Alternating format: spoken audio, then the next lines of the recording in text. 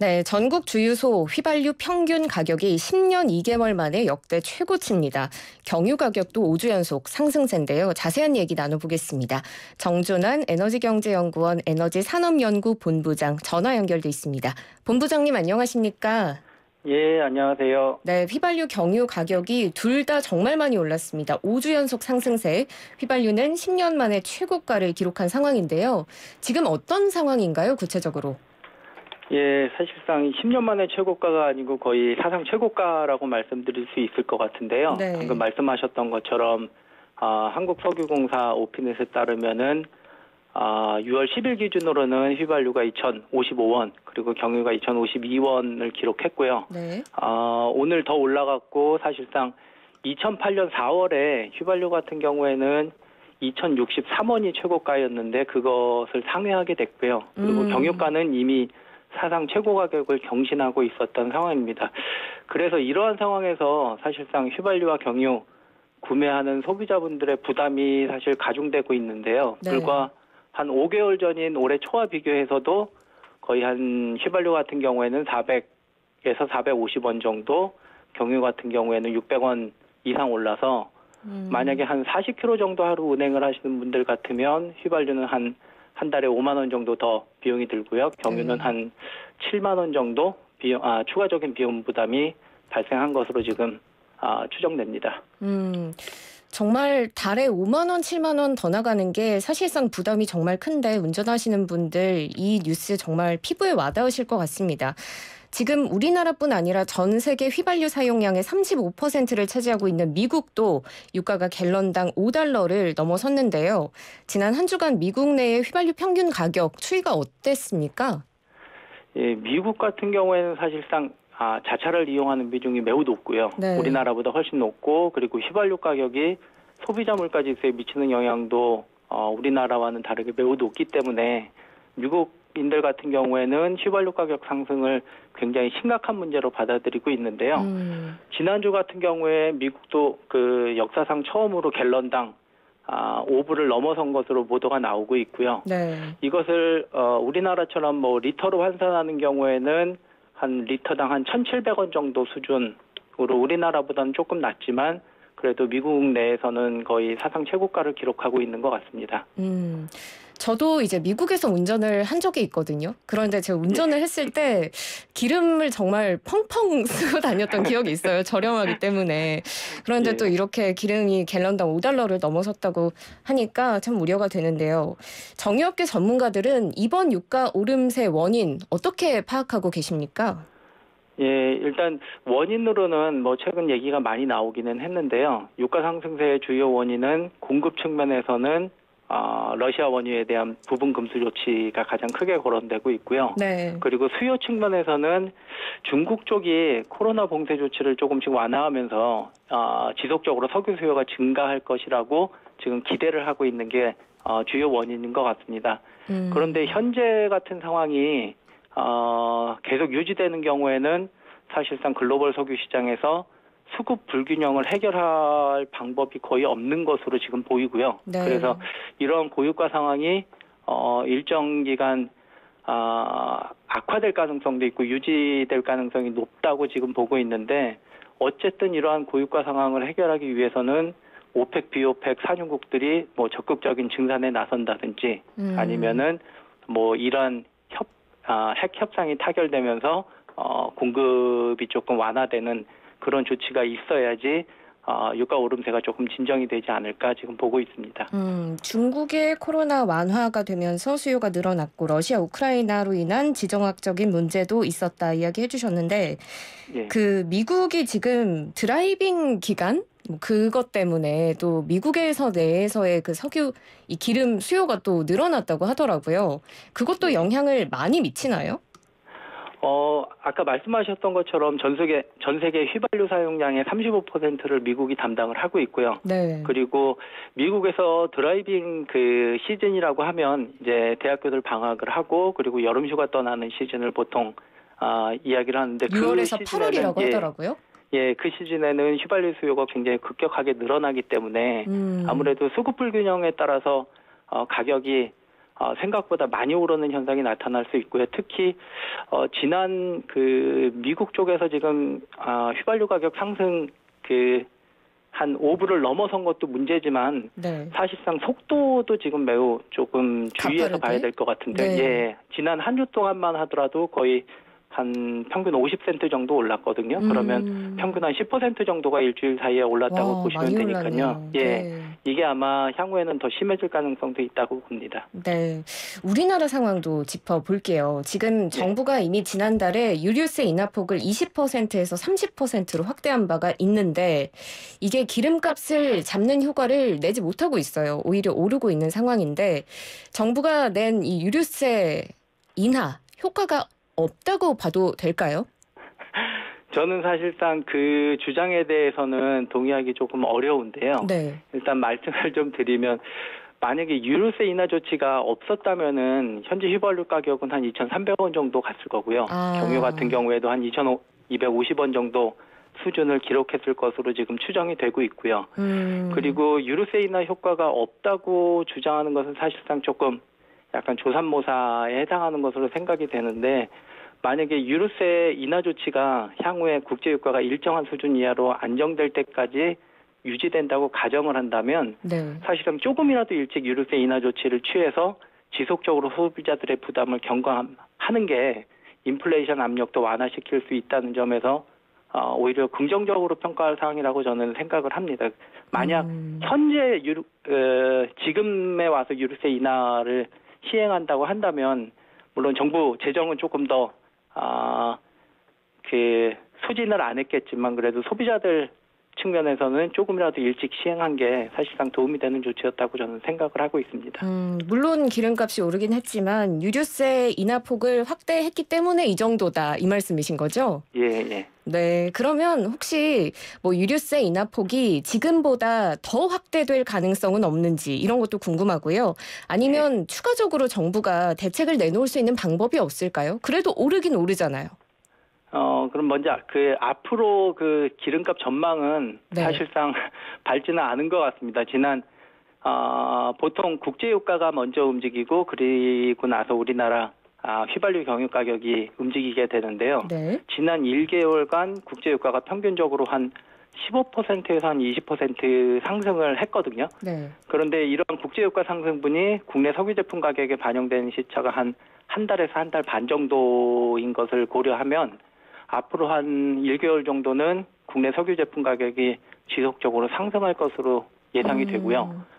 최악의 경우에는 휘발유 같은 경우에는 2,300원에서 400원까지도 오를 가능성도 있습니다. 네. 그러면 이제 이렇게 오르는 밝지 않은 전망을 정부가 어떻게 좀 대처를 할 수 있을까요? 다른 대안이 있을까요?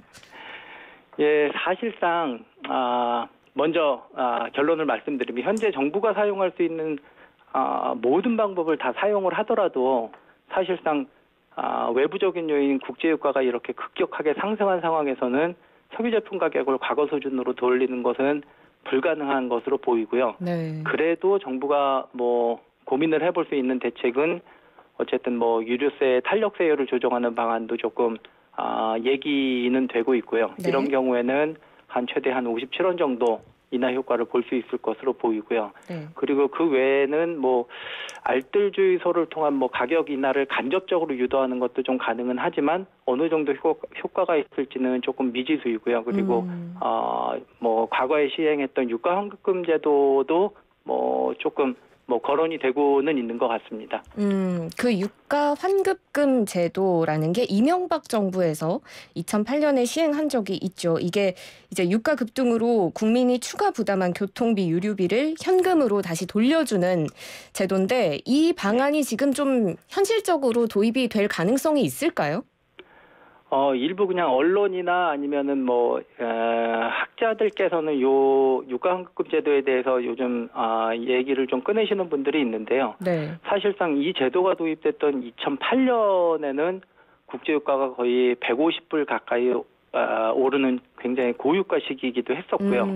그리고 이 제도 자체가 일정한 소득 수준 이하의 근로자나 자영업자에 대해서 이제 소득 구간별로 조금 차등을 해서 한 연간 6만 원에서 24만 원 정도 네. 유가환급금을 지급한 제도인데 이 제도의 기본적인 그 내용은 어쨌든 최근 뭐 재난지원금이라든지 아니면 소상공인 자영업자 지원금처럼 약간 복지수당처럼 이렇게 현금을 이렇게 돌려주는 제도기 때문에 최근 우리나라도 다양한 지금 재난지원금하고 소상공인 자영업자 지원을 통해서 추경 규모가 굉장히 커진 상황에서는 사실상 재원 마련도 조금 어렵다는 문제가 있고요. 네. 그리고 현금을 이제 또 민간 부분에 지급을 하면은 지금 현재 인플레이션 우려가 있는데 물가 상승 압력으로 작용할 수도 있다는 문제도 있고 그리고 최근에는 또 아까 앞에서 말씀드렸던 것처럼 유류세 인하 조치도 취하고 있기 때문에 사실상 유가환급금 제도가 도입되기는 조금 어렵지 않겠나라고 전망을 하고 있습니다. 유가환급금 제도라는 게 과거에 시행된 적이 있지만 재원 마련의 문제도 있고 지금 당장은 물가를 자극할 수 있는 그런 요소도 있기 때문에 네. 현실적으로 도입이 쉽지는 않을 것이다라는 점 이야기해 주셨습니다. 자, 이런 가운데 이제 미국에서 바이든 대통령이 정유 회사들을 비판하면서 증산하라 이렇게 압박을 가하기도 했습니다. 미국이 증산을 하면 이 유류세, 이 유가 문제가 해결이 될 수 있을까요? 결론을 먼저 말씀드리면 네. 어쨌든 미국은 세계 최대 산유국이고요. 네. 코로나가 발생하기 전해인 2019년에는 전 세계 생산량의 한 12에서 12.5% 정도를 생산하고 있었는데 최근에는 그거보다 조금 줄어든 한 12% 정도 예전보다는 조금 줄어든 생산량을 기록하고 있는데 미국이 원유 생산을 늘리더라도 현재 상황을 완전하게 해결하기에는 사실상 굉장히 부족한 물량일 것 같고요. 네. 최근 전망이 나오는 걸로 봐서는 올해까지는 2019년 그러니까 코로나 이전 수준에 조금 못 미치는 수준까지 회복을 할 것 같고요. 그리고 내년에는 올해보다 한 100만 BD 한 1% 전 세계 생산량의 1% 정도 추가 생산이 가능할 것으로 보이는데 이 물량이 사실상 우리가 잘 알고 있는 것처럼 러시아가 세계 2위의 원유 생산국이기 때문에 러시아 금수 조치에 따른 물량을 전부 커버하기는 좀 어려울 것 같습니다. 그리고 또 한 가지 말씀을 드려야 될 게 사실상 미국 같은 경우에는 오펙 같은 경우에는 국가에서 국영석유 회사를 통해서 생산량을 조절할 수 있지만 미국 네. 같은 경우에는 민간 기업들이 이 석유 산업을 구성하고 있기 때문에 정부가 직접적으로 물량을 늘릴 수 있는 권한도 없고요.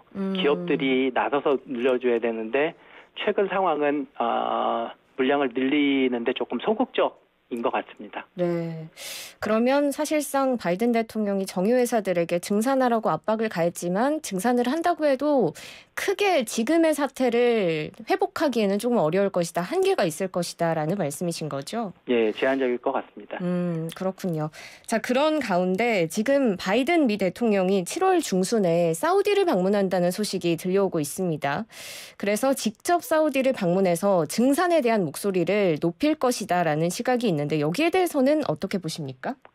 예, 요 문제도 사실상 지난주 중에 그 바이든 대통령의 사우디 방문이 한 7월 정도로 연기되고 결정된 게 아무것도 없다라는 보도가 먼저 나왔었고요. 그리고 지난 금요일에 미국 물가 상승률이 최악의 인플레이션율이라고 해서 5월 소비자 물가가 8.6% 그렇죠. 41년 만에 최고치를 기록한 것으로 나왔기 때문에 사실상 미국 정부에서도 지난 주말에 다시 사우디 방문하고 빈살만 왕세자와 만남에 대한 계획을 빠르면 오늘 중으로도 발표할 수 있다라는 보도가 나왔고요. 네. 어쨌든 11월 중간 선거를 앞둔 상황에서는 인플레이션하고 국제유가 안정이 미국 정부의 최우선 과제 중 하나라고 볼 수 있기 때문에 충분히 합리적인 내용이라고 생각은 합니다. 네, 그렇군요. 앞으로 유가 상황 어떻게 흘러가는지 지켜봐야 될 것 같습니다. 어쨌든 지금 워낙 기름값이 많이 올랐기 때문에 차를 있는데도 쓰지 않고 대중교통 이용한다 하시는 분들도 굉장히 많으시고요. 확실히 네. 우리 서민 물가에 굉장히 직접적으로 영향을 받기 때문에 많은 분들이 불편함을 느끼고 계신 것 같은데요. 이런 상황에서도 어떻게 조금이라도 기름값을 좀 아낄 수 있는 방법은 없을까요? 뭐 정부 정책을 제외하고는 사실상 국제유가가 오른 원인으로 이렇게 상황이 벌어진 것이기 때문에 사실상 방법은 거의 없는데, 그렇더라도 네. 뭐 조금이라도 절약하기 위해서는 알뜰 주유소 같이 약간 기름값이 저렴한 주유소를 미리미리 찾아보시는 것도 한 가지 방법이 될 것 같고요. 그리고 차량 연비 개선을 위한 방법이라고 해서 뭐 인터넷이라든지 이런 데 이제 굉장히 다양한 정보들이 나와 있거든요. 뭐 타이어 공기압을 뭐 조정한다든지 공회전을 줄인다든지 그런 방법들을 조금 찾아보셔서 최대 20%까지도 연비를 개선할 수 있다라고 하니까 그런 방법을 조금 실천해 보시는 것도 한 가지 방법은 될 수 있을 것 같습니다.